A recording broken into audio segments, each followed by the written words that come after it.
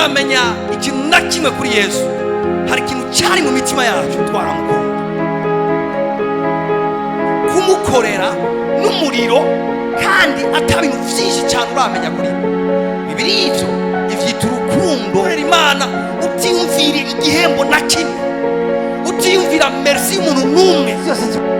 Ikibazo si n'abantu, ikibazo ni wewe nyene. Hinduka wewe nyene hejuru ubikemura indani. Urabiza tuyu muzi nawe uranduye, igiti ntikizosubira kunaka ugira uza aho nyene. Wumvise Imana destiny yawe ingana biradetermina n'intambara urwana nazo. Mwanyumviye sana Imana. Hari igihe rimwe na rimwe ibintu muhura bidetermina mwishimwemo uburemereza ufise. Urashobora kumenya mu ntambara ariko uragwana kitiye. Urinde wewe, raba intambara zawe. Uri kimani cyo gutwara he, raba intambara zawe. Ravye ko aca mwene bingana. Urashobora kucumenya ati burya jewe gura nibiri. Hari ibintu bitahura n'abapeti. Kaze taraba. Tayere bindi kivuga ngo nacabagerageje atari cyo mushobora kwihanganira. Mu yandi majambo ibintu byose kugerageza Imana yabonye ari byo ushoboye. Ubonye akuza kutugerageza duto ni sinye kuri muto. Oya nimwanyumvise neza. Imana ni nkawe ibigeragezo byose idapfa kubipermeta kugira bikuzeko. Irabanza kukuraba hamika kiraba yavuga ati ikintu kimutereka ko cyo munanira. Mugabo yakuraba kabona mwisi imwe mu mujeya urakomeye wotwara ibintu birini ikajipermeta kwinu kanaka bikuzako mgasuku kwanga suku kwica ni kubera mu buryo bw'imwemu urabishoboye na cyabagerageje atari cyo kwihanganira. Nyiganza mugeza mu byati ninabona ibikugerageza nzoca menya ingene ungana. Uye ni ntambwe mwisi mwemu. Hari abandi bantu bari kubahura n'imbeba bivana n'ingene ungana. Mbene yashobora kuraba ati uyu yogeragezwa n'imbeba, ageragejwe n'intambwe. Uyu yocapfa yopfa itaranaroha, wohura yopfa itaranaroha. Vuga ati ibigeragezo vyanje intambara zanje zirambwira ingene ngana mwishimwemo, zirambwira nibihe bishasha ngiye kwinjiramo mwizina rya Yesu.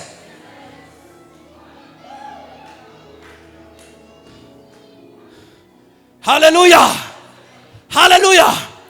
Na arakiraba guca agacu avuga ati kugaje gacu kaje genda mutangaze mubwira habo kwimvuriye koko. Muyandi majambo n'umuntu w'imwe mu wonyene ashobora kubona sinye iri yesinye ifya ku bantu b'umubiri mugabe kabifise ikisigura ku bantu b'imwe.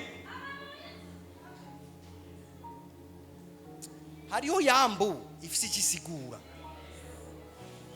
hariho krendey ifise ikisigura,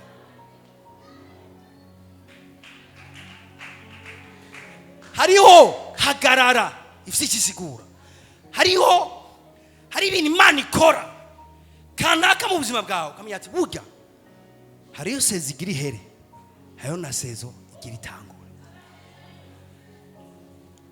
Ni wabona ivyo bimenya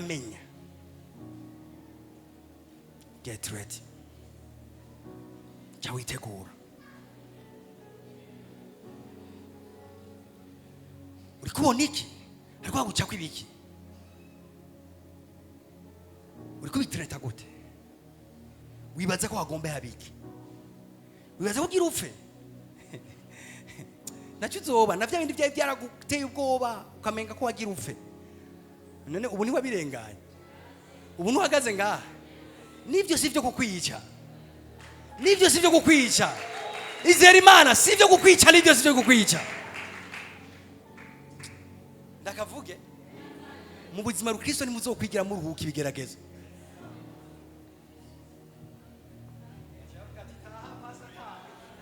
Kirwa ni Imana.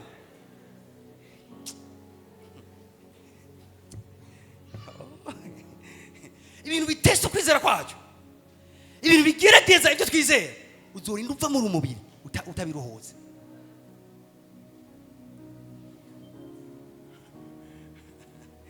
abana baze pastor nzoyinde bana nabiruhuze uzoyinde uva hano utabiruhuze ngo uzoyinde uva hano utaneshejwe nuri mwasomye umurongo ngaho muri Yeremiya 1:19 uwaprise ukagumana n'Imana uzorinda unesha intambara zose uzorinda uva hano unesheje intambara zose bashenda kavuge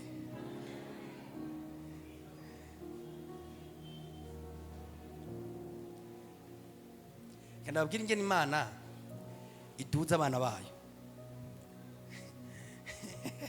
Imana mu kuduza abana bayo icambere abigisha hama icya kabiri igapermeta amateste kanaka afatanye n'ivyo bize nimwanyumvise Imana ingeri duza abana bayo icambere abigisha ikabaha umuco w'ijambo ry'Imana hama icya kabiri ikacipermeta amateste kanaka reka mvuge ndabivuge neza ikacipermeta ibigeragezo kanaka ko bibagerageza bivanye n'ivyo bize nurakomera ku vyo wize utarageragerezwa ku vyo wize ugifise ivyo wize utarageragezwa ku vyo wize ntuzokwigera ukomera ku vyo wize dukomerezwa muri ivyo nyene bitugerageza niko ndabahinga igumye muga murayigatu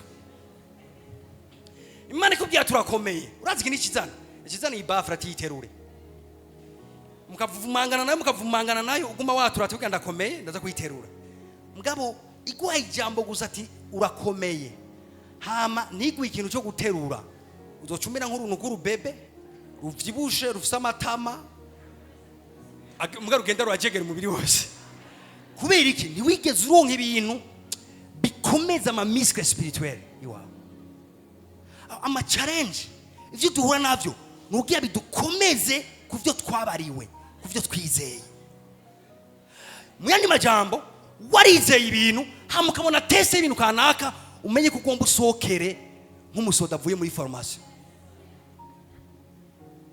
praise God urubona ku bantu babonye abasirikare bacisha mu bintu bibiri kugira bakwemeze kuri umusirikare neza barakwigisha hama bakaguforoma Imana rero afise imyimenyerezo igirira training igirira abana bayo kakwigisha kwihangana ikakizana ikintu gusaba kwihangana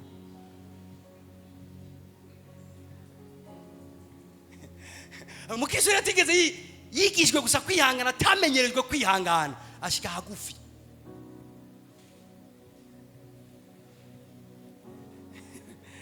praise God kakwigisha ati wihanganire abagutuka ukavyiga ikabona ati iki kigwa yagitaho ikacizana umuntu agutuka akagutuka umuntu azubumenye atigishijwe cyangwa atamenyerejwe n'Imana kubijanye no kwihangana urazi ibyacagira cyabwa ati kuvaho wa ati kuva wanukiye reka ndakwereka ivyagakiza je ngo mbanze ndabishire hasi ndakwereka agace yikora mu gahogo ibituzi byabungere umwana w'Imana yarigishijwe n'ivyo ngabo ntiyatojwe indero kwimenyera ntiyamenyerejwe biva ngo ab'Imana ikunda iragira iki irabakangira iri jambo ngo irabakangira hariho isobanuro zitatu zikomeye muri jambo kimwe irabigisha icya kabiri irabatraininga muri ivyo ibigishije kaze talabraya manta zo talaba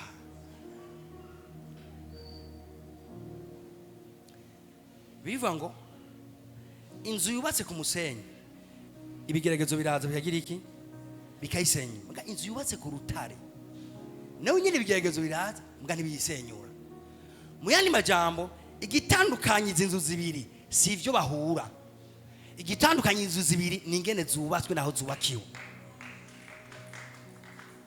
ibitandukanye abana b'Imana n'abapagani si ivyo duhura mushobora guhura na bimwe mugabo mushobora kutabyifatamwo kumwe no mu kutabisohokamwo kumwe.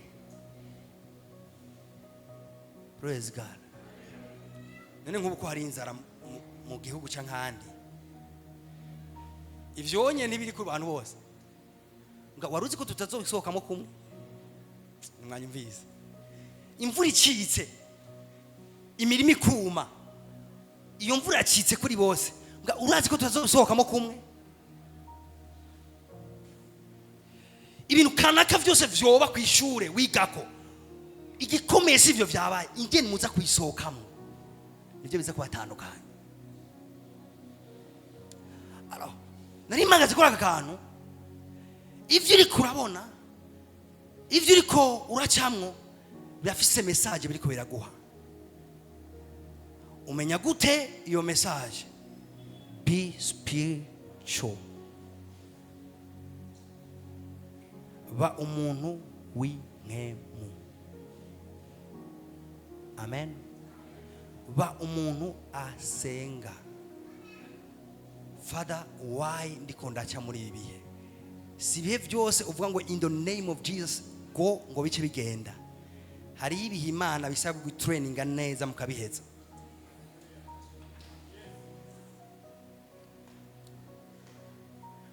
Baririmbye mumbwira amen. Si bihe byose uvuga ati mu izina rya Yesu ndikunkumura ibi bintu bice byikunkumura bigende. Hari ibihe Imana ivuga ati hariho reso tutaraheza, hariho reso tutaraheza, ikakwigisha kwihangana. Reka ndababanze kwihangana kwanyu kugeze he? Suppose wagaze imbere y'umuntu amate mu maso pum, tena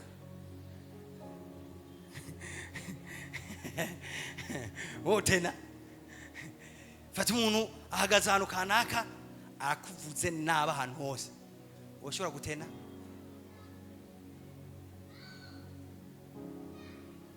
Udashoboye gutena irashobora kubandanya kwigisha ikumenyereza ku byo mungana, mugabo ntugire ngo izoguheba, itegeza gutraininga jusqu'à la fin.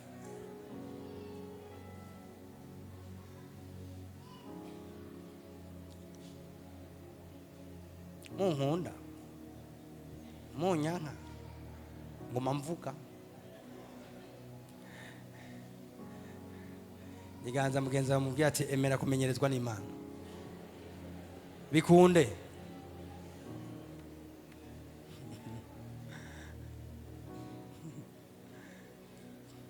Ndizera Imana, ndizera Imana, jewe ndizera Imana, je ndizera Imana. Ivyo biroroshe ivyo, ivyo very simple kubivuga ivyo.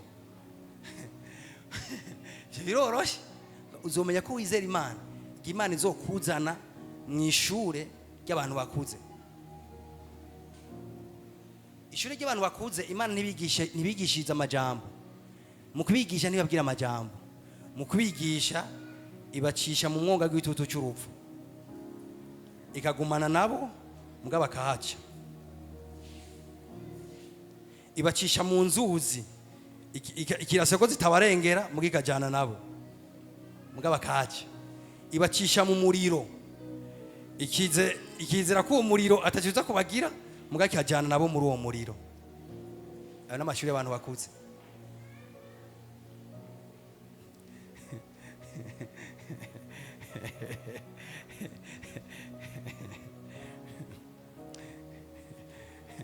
Praise God.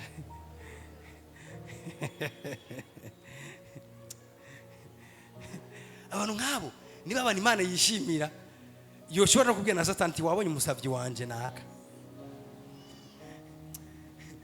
tujya nanyiganga, ujya nanyiganga, ujya namumenyereje bihagije. Urabona Yobu ndabasengera kweli dushike kuri urwo rugezo twese. Urabona Yobu Imana iramuraba gutya, irarabana ka Satani, iraraba Yobu, yabwira ati Satani ntacyo wogira umusavyi wanje Yobu, turafitaniye histoire, naramumenyereje bihagije ku buryo peu importe ivyo ukora ntacyo uza kumugira. Satani akubita kijya arakubita kiriya, arakubita kiriya, arakubita kiriya, yoba aguma ahagaze.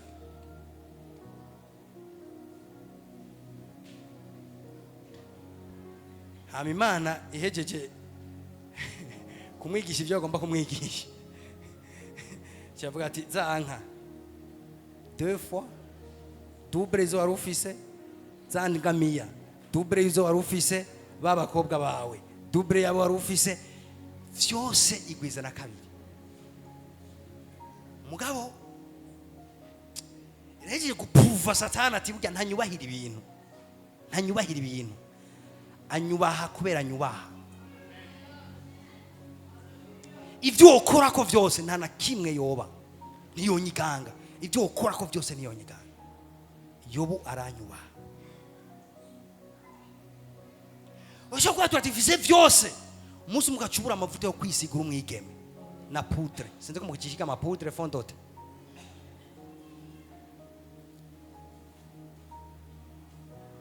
Uzuguma turakufise vyose,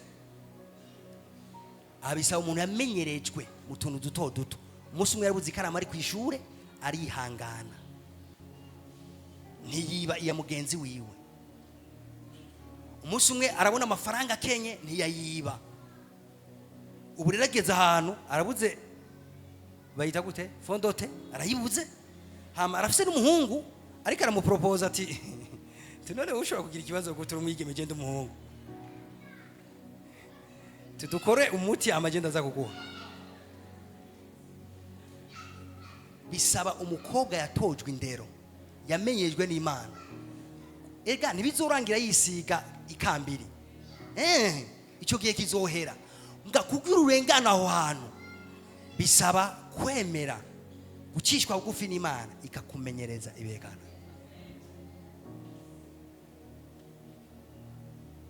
Niganza umukobwa ari imbere yawe mubwira ati wohagarara ngaho, wohagarara.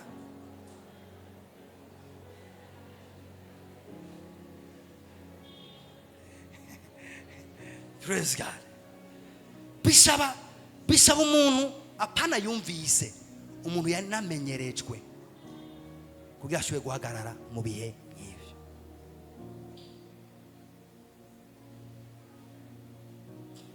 Ubu basore benshi baripangira, musi wo cyubona umwigima gusanze mu nzira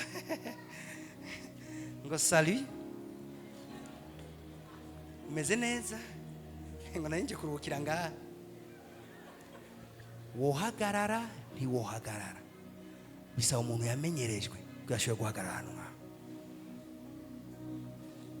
Apana yumvise, umuntu yamenyerejwe ashobora guhagarara ngaha. Kandi kuvyerekeye Imana irakumenyereza ku kintu kimwe, ikakumenyereza ku kindi, ikakumenyereza ku kindi, mugakurana muri urwo rugendo.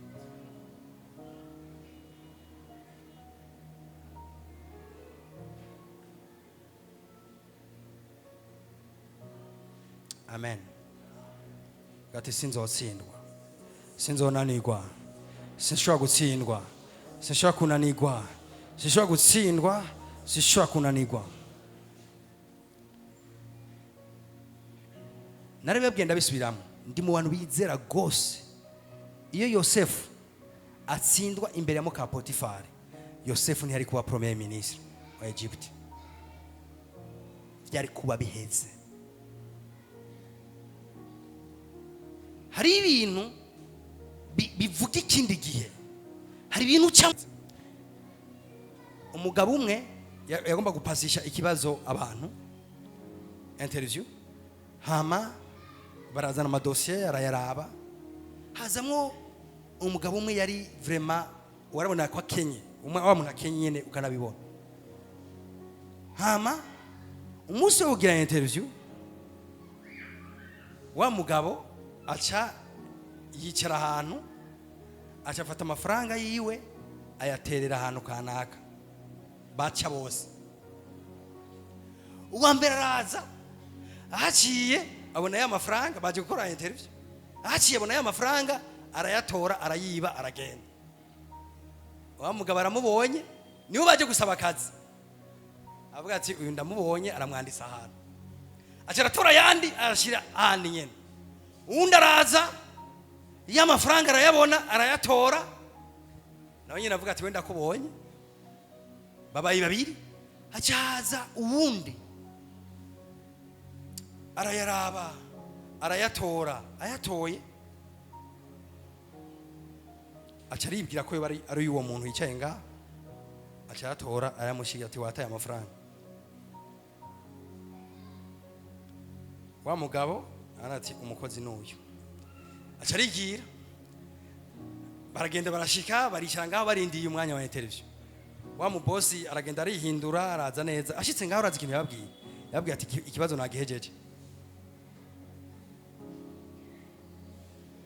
siwe bagejeje gute ati mwese mwaciye imbere namenya abo muri bo wewe wabaye umwizigirwa genda wicaye kuri rya poste abasigaye nta bumenyi afise urarenganije sindiko ndondera afise ubumenyi andiko ndondera bizigirwa genda wicaye kuri rya poste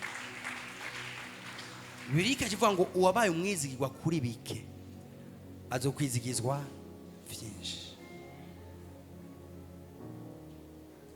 udashoboye gutena imbere y'utwo tuntu dutonye biragoye ko utena imbere y'ibintu binini biri imbere yawe alors niwe bona rimwe na rimwe dusenga ni wavanse banzura ko Imana itakirikira gucura wewe nyene igukuramwo utuntu twari twose umuntu ashaka kwihuta muri ubuzima yikorera ko cyane yikura ko utuntu twose yitraininga mu bintu vy'impemu yitraininga ku bintu kanaka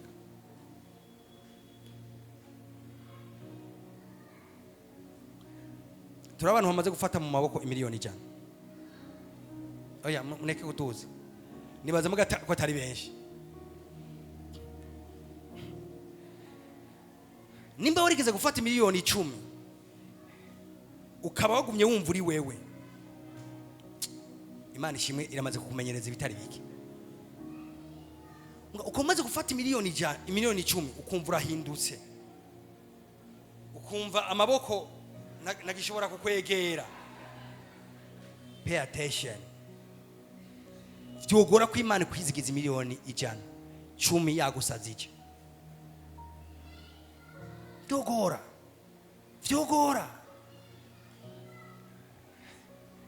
praise God eske muriko muriga cyane muriko muriga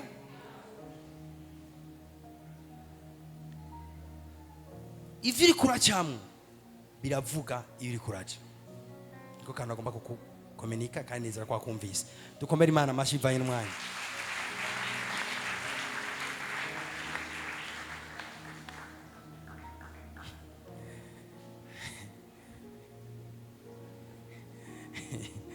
zinaye zabaye nyinshi cyo gituma duhaguruke duhagarare